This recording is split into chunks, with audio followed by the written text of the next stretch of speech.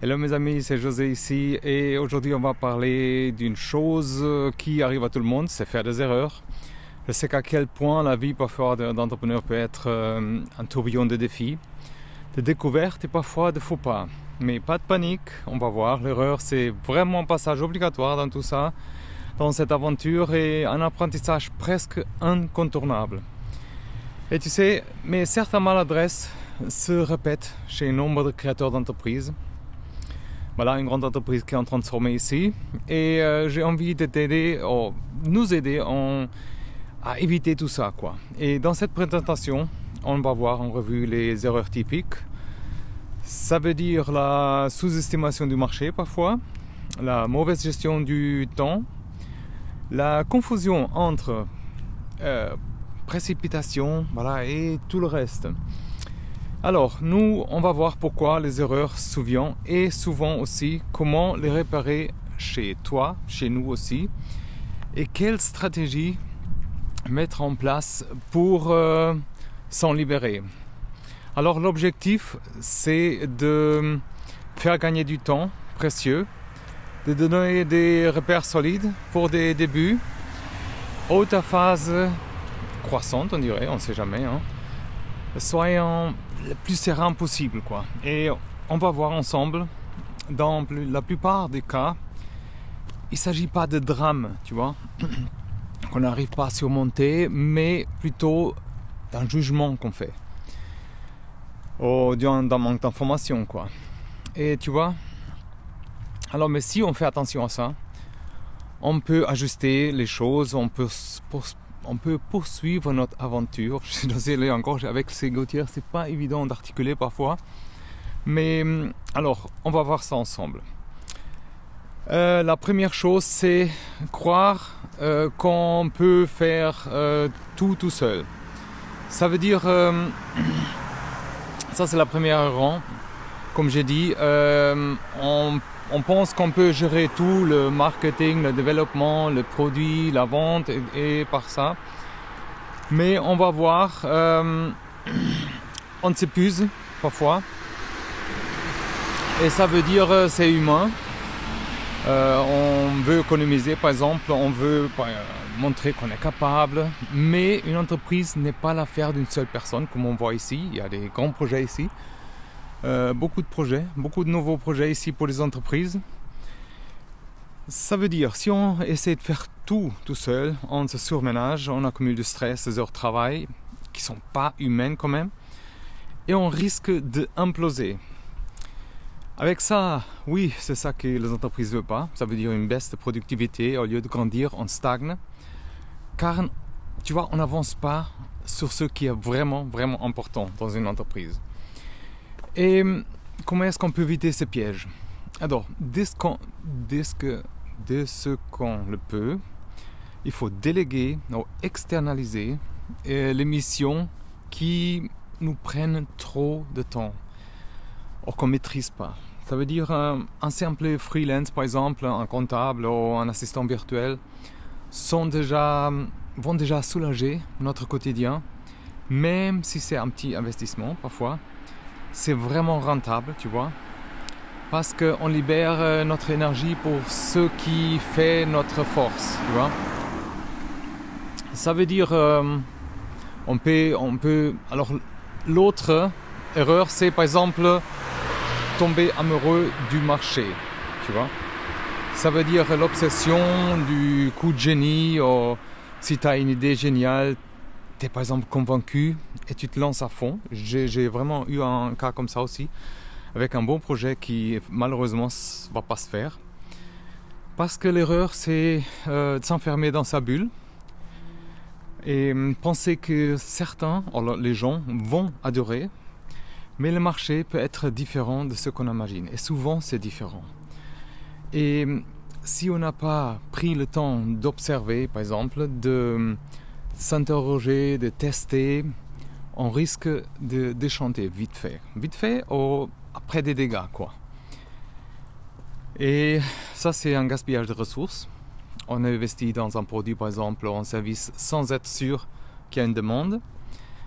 On arrive tard parfois sur le marché. Ça veut dire si on attend le lancement officiel pour découvrir que par exemple que ça ne plaît pas, on perd du temps fou parfois. Et ça démotive aussi parce que tu sais, l'échec ça fait mal quand on est trop attaché à une idée et parfois on se rend compte quand c'est tard. J'ai eu ça aussi avec des copains. Comment est-ce qu'on peut éviter tout ça? Alors, faire une étude, même si c'est modeste, tu vois. Faire des sondages, des entretiens, des prototypes, sonder le réseau, quoi. Et ça veut dire qu'il faut aller sur le terrain,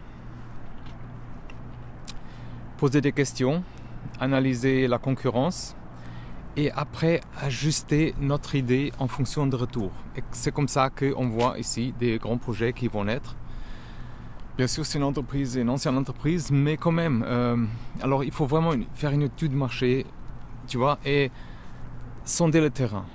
Et comme j'ai dit, et surtout analyser la concurrence. Tu vois, la concurrence aujourd'hui, ça va très vite.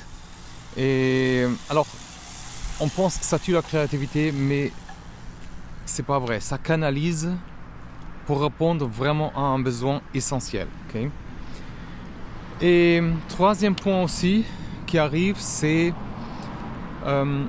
mal gérer ses finances. Alors ça c'est très commun, ça veut dire beaucoup d'entrepreneurs pensent, et même de grandes entreprises, tu vois, pensent que l'argent va suivre. Ça veut dire on néglige parfois des calculs de rentabilité, parfois des trucs absurdes, tu vois, qu'on pense. Et parfois des grandes entreprises aussi, qu'on pense qu'ils ont les ressources et on se trompe parfois. Tu vois, c'est vraiment pas le cas. Ça veut dire, on se lance dans des investissements, dans des dépenses qui sont trop chères parfois, avec beaucoup de gens, qu'après on est obligé de licencier par exemple. Une autre manière, c'est on sous-estime aussi les coûts. Parce qu'on ne prévoit pas les fonds de roulement, ça s'appelle, suffisant. Ça veut dire les tensions de trésorerie, du jour au lendemain, on peut se trouver incapable de payer les fournisseurs ou les charges. Il y a une certaine crise de confiance aussi. Les clients partenaires vont constater par exemple une instabilité financière. Ça, c'est sur le marché, c'est une galère pas possible parfois. Et ça freine la collaboration. Il y a les contrats qui vont s'arrêter, ou les gens qui vont casser les contrats. Et tu sais, avec tout le monde, il y a autre chose, c'est une angoisse permanente. Ça veut dire, au lieu de se concentrer sur le développement, on court après l'argent, on cherche à boucher les trous. Alors on peut apprendre tout ça. Alors comment est-ce qu'on peut éviter tout ça? Ça veut dire qu'il faut établir un business plan, ou même un schéma, tu vois, un schéma, genre un business plan, pour être global. Alors même si c'est pas parfait, mais ça nous donne une vision. Tu vois, ça veut dire il faut prévoir une réserve financière pour des imprévus, parce qu'il va y avoir des imprévus, et surveiller chaque mois. Moi, j'ai eu un cas il n'y a pas longtemps aussi, une personne qui m'a dit, quelqu'un qui a fait un emprunt pour un restaurant par exemple, comment c'est possible qu'il s'est trouvé dans le rouge pendant des mois et d'un coup insauvable. C'était évident, quoi. C'était évident, mais tu sais, il y a toujours l'espoir que ça marche. Et d'un coup, on se trouve dans le rouge, mais vraiment dans le rouge. Et après, il n'y a plus d'échappatoire, voilà. Ce qui arrive aussi souvent, c'est surcharger son planning et avec ça, notre esprit. Ça veut dire l'envie de tout faire, vite faire, c'est un autre piège. Ça veut dire de vouloir lancer je ne sais pas combien d'actions en même temps, des nouveaux produits, partenaires, démarchage et plus d'animation sur tout le réseau. Ça veut dire on va pas assez profond, ok. Je vais aller par là peut-être. On va assez profond. Voilà, je vais aller par là. Il y a moins de trafic. Et on se disperse aussi. Ça veut dire on avance à pas de fourmis sur chacun de nos projets. Et les conséquences, c'est que notre concentration et notre énergie se fragmentent. Ça veut dire on s'épuise sans vraiment faire décoller quelque chose clairement. Et ça veut dire courir partout. Par exemple, on ne prend pas le temps de soigner ce que se présente parfois. Et il y a beaucoup de gens, alors après, ils ont un burn-out. Ça veut dire notre énergie se dilue, les journées sont interminables. Et ça veut dire qu'on perd un peu le plaisir vraiment de créer. Comment est-ce qu'on peut faire pour s'organiser si ça arrive? Alors il faut se fixer par exemple 1 à 3 priorités qui sont vraiment importantes. Maximum par semaine, et si c'est un grand projet aussi, c'est quelque chose qui va vite, 1 à 3 par jour. Et utiliser quand même un planning soit réaliste, ça veut dire on bloque les plages d'horaire pour faire chaque truc et apprendre à dire non aussi aux tâches qui ne servent vraiment pratiquement à rien, tu vois. Ça veut dire apprendre à dire non, ça c'est important. Les gens ils n'ont pas l'habitude parfois et on ne peut pas nier les choses. Mais la productivité c'est vraiment une question de se focaliser notre question, tu vois, notre attention aussi. La productivité, tu vois. Et c'est pas une question de quantité. Les gens ils pensent plus c'est mieux, plus on a du chiffre, mais voilà. Et tu sais, j'ai vu des choses. On peut avoir un super produit au service, mais si on ne met pas en avant, ça veut dire en lumière du marché ou des gens, personne ne va le savoir. Ça veut dire beaucoup d'entrepreneurs oublient d'investir un peu de temps et l'argent parfois aussi, c'est clair, qui va avec, dans la communication. Un site web, déjà un site web. Après, tu as par exemple du contenu, réseau, des partenaires. Il y a un mailing aussi, ça veut dire on peut avoir une liste avec des emails, avec des gens. Parce qu'on croit que notre produit, par exemple, est tellement bon que les gens vont venir tout seuls. Mais c'est pas le cas. Ça veut dire il y a un manque de visibilité. Les clients ne nous trouvent pas ou connaissent mal et il n'y a pas de vente, il n'y a pas de chiffres. Ça veut dire il y a la concurrence qui peut nous dépasser. Mais il ne faut pas avoir peur tout de suite de ça. Mais tu sais, parfois il y a des choses, on voit souvent des produits qui sont vraiment moins bien, mais les gens sont plus sur le marketing, ils sont habiles, tu vois, et ça paye, tu vois. Ça veut dire, oui, comme je disais avant, on dit mon produit c'est génial, pourquoi ça marche pas? Alors, il suffira de te faire connaître, par exemple, ok? Des actions simples. Même sans un grand budget, les gens ils pensent qu'il faut un grand budget, mais non. Tu peux créer un blog, partager du contenu sur LinkedIn, c'est un bon réseau professionnel, ou Instagram, et collaborer avec des influenceurs aussi, envoyer des emails ciblés. Surtout, il faut être régulier. Parle vrai, tu vois, il ne faut pas mentir aux gens, surtout pas mentir aux gens. Et il faut être régulier aussi, tu vois, comme je disais. Et tu vois, c'est pas seulement des gens, ils veulent pas juste des caractéristiques techniques, ils veulent vraiment des bénéfices. Une autre erreur, c'est pas assez écouter les clients. Ça veut dire l'orgueil l'orgueil d'un inventeur. Ça veut dire on peut être tellement fier de notre concept, notre produit ou notre service qu'on se met dans une bulle, tu vois. Ça veut dire il n'y a pas de retour client. Et même ceux qui utilisent le produit, parfois, ils ont des bugs ou des défauts de conception. Et si on les refuse d'écouter, parce qu'on est orgueilleux, par exemple, on veut croire que le produit c'est vraiment bien, tu vois, qu'est-ce qui va arriver? On rate parfois des occasions d'améliorer notre expérience de l'utilisateur. Ça veut dire les conséquences sont une insatisfaction des clients qui voient que leur avis, par exemple, n'est pas entendu, ils se détournent de nous.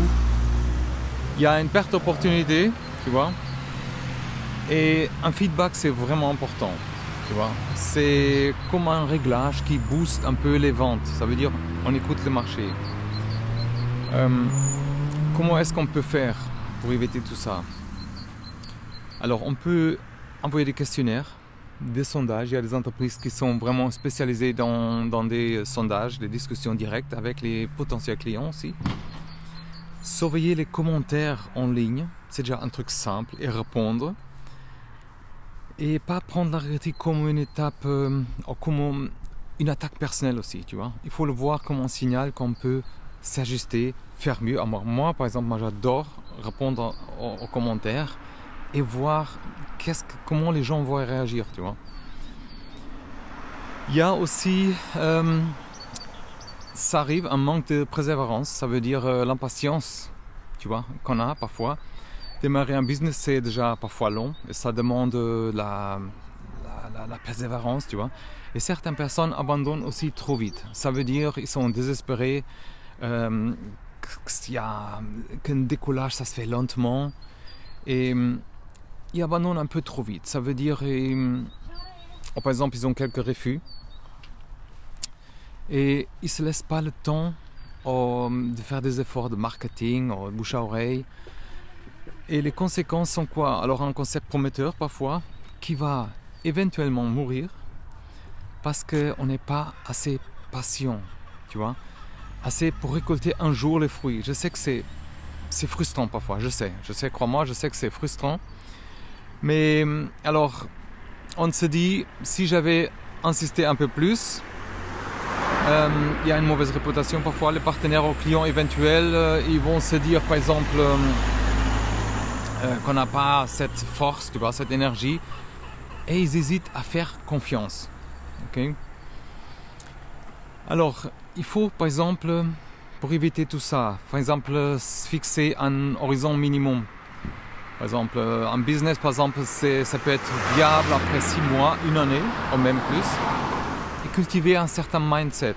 Ça veut dire, chaque refus, chaque vente ratée, chaque essai, tu vois, c'est un brique dans ton expérience.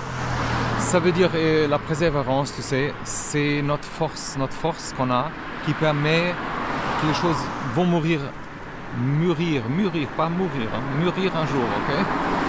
Alors, une autre erreur, c'est négliger les réseaux et les collaborations. Ça veut dire, ça arrive souvent parce que, tu sais, nous, les entrepreneurs, parfois, on est un peu solitaires. Il nous manque parfois des contacts. On ne crée pas assez de contacts avec des partenaires ou vraiment collaboration avec les autres dans le marché, tu vois. Et on peut croire qu'on doit être le loup solitaire pour réussir. Ça, c'est une erreur qui arrive. J'ai aussi un exemple pour ça, mais en réalité, tu vois, notre réseau, ça m'a aidé. C'est toujours vraiment super important pour créer une certaine synergie, un soutien moral même pour nous, tu vois. Ça veut dire on échange des compétences, par exemple. On peut s'associer avec quelqu'un qui a une autre spécialité qui complète la nôtre, par exemple. Si on est bon dans une chose, il peut y avoir quelqu'un qui va donner ou aider dans les autres domaines. Et il y a aussi une autre visibilité, ça veut dire quelqu'un qui, par exemple, qui te donne accès à une communauté leur communauté, par exemple, et qui, au contraire même, tu vois, même toi, il y a aussi tout simplement un soutien entre tous. Quand ça va mal, on peut discuter, tu vois, et on peut partager des solutions, des conseils, se créer un réseau et participer au groupe, par exemple, sur LinkedIn, des événements physiques, conférences, des salons aussi. Et il ne faut pas se contenter, il faut demander, tu vois, construire des relations. Tu sais jamais, c'est ça qui me valorise aujourd'hui, c'est le réseau, ok? Une autre chose, que c'est pas évident avec le stress, on oublie un peu, avec le stress d'entrepreneur, on oublie un peu, c'est de se former. Ça veut dire, on continue. Comme tu sais, le monde aujourd'hui, ça change très très vite. Il ne faut pas avoir peur, mais c'est une erreur courante de croire que, par exemple, qu'un diplôme, une formation ou un savoir initial, je dirais comme ça suffit. Mais comme on a dit, dans le monde et le business, ça change très vite. Il y a, comme tu sais, des nouvelles technologies qui apparaissent très vite fait, tu vois. Nouvelles tendances marketing, des évolutions légales même. Et si tu ne te mets pas à jour, on dirait comme ça, tu peux vite être dépassé. Il ne faut pas avoir peur de se faire dépasser, mais dépasser dans le bon sens, ok? Par exemple, si quelqu'un construit en plus de quantité ou ça, peut-être toi, tu as plus de qualité. Alors, c'est relatif, dépasser comment, ok? Mais la formation continue, c'est vraiment la clé pour rester compétitif. Alors, les bénéfices sont quoi? Une adaptation rapide, par exemple. On repère, par exemple, plus vite des changements. Et on ajuste notre stratégie. Je vais rester ici pour faire le reste de la vidéo. On économise aussi les ressources, ça veut dire on apprend des nouvelles méthodes, on gagne souvent du temps. Alors, pour finir, tu sais, on néglige aussi parfois notre santé. On est bien ici, devant un terrain de sport, ça veut dire au lieu de faire parfois du sport, qu'est-ce qu'on fait? On néglige notre santé.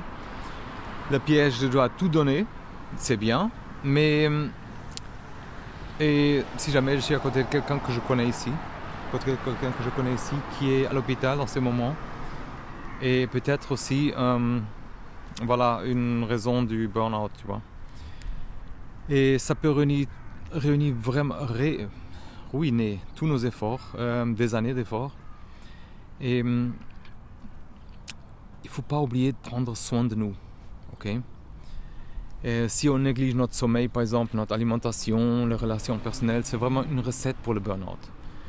Et tu vois, notre productivité chute quand on est fatigué, on met plus de temps pour moins de résultats. Stress, anxiété, tu vois, surcharge de travail, tout ça.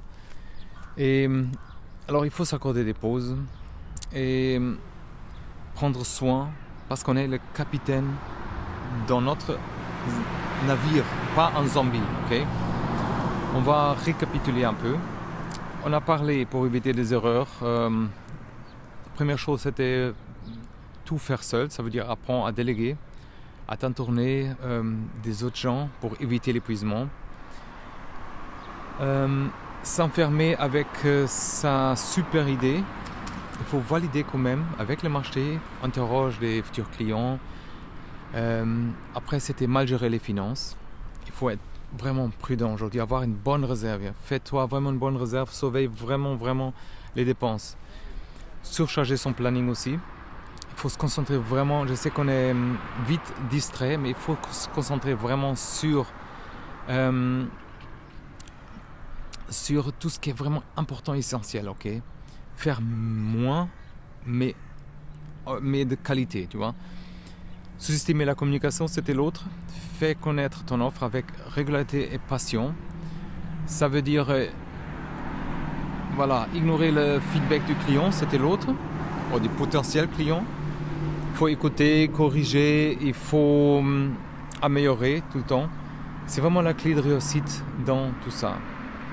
Après, on avait quoi? Manque de persévérance. Il faut se donner du temps. Avance petit à petit, ne lâche pas au premier obstacle, ni au deuxième, ni au troisième, ok? Négliger le réseau, ou pas construire son réseau aussi. Créer des alliances, c'est important pour élargir tout ça. Et cesser de se former, c'était l'autre. Il faut rester curieux et assurer vraiment qu'on continue, on innove et on reste à jour. Et on a parlé en dernier, je pense, oui, oublier sa santé. Il faut se protéger, ménager, parce que sur vie professionnelle, personnelle, il faut se reposer pour tenir dans la durée, crois-moi. Parfois, c'est mieux de rien faire, mais de récupérer. Alors voilà, on est armé, j'espère, pour identifier et éviter les erreurs que la plupart des entrepreneurs commettent quand ils démarrent et même après, tu vois. Et j'espère que cette vidéo, le podcast, aura vraiment ouvert un peu plus la mentalité à les yeux pour ces pièges courants. Et tu es prêt à mettre en place des solutions concrètes. Il faut se rappeler la voie, tu vois, l'entrepreneuriat, cette voie, ce chemin, est passionnant, tu vois, mais ça exige vraiment d'être lucide, avoir une certaine clarté, la discipline, tu vois, pour pas se perdre dans tout ça, ok? Si tu veux vraiment continuer dans tout ça et recevoir régulièrement des conseils pour progresser, alors je te conseille d'abonner à la chaîne YouTube, cliquer sur abonner et activer aussi pour recevoir les prochains, activer les notifications pour recevoir les prochaines vidéos. Inscris-toi aussi à mon bulletin que j'envoie chaque semaine. Je partage des astuces, des ressources et de l'inspiration nécessaire pour avancer dans ton business, dans notre business et dans notre vie. C'est super important, tout est lié. Le lien est dans la description. Merci d'avoir suivi cette vidéo, cet exposé jusqu'au bout. C'est super important d'éviter ces erreurs. N'hésite pas à poser tes questions ou partager ton expérience, bien sûr, en commentaire. Quelle erreur as-tu repérée dans ton parcours et comment tu as corrigé? Je serais vraiment ravi de lire et entraider. On peut s'entraider. Alors prends soin de toi. Évite ces pièges quand même et persévère dans tes ambitions. Ça va porter des fruits, crois-moi. Tu as tout pour réussir. Alors, à très bientôt. Bye bye.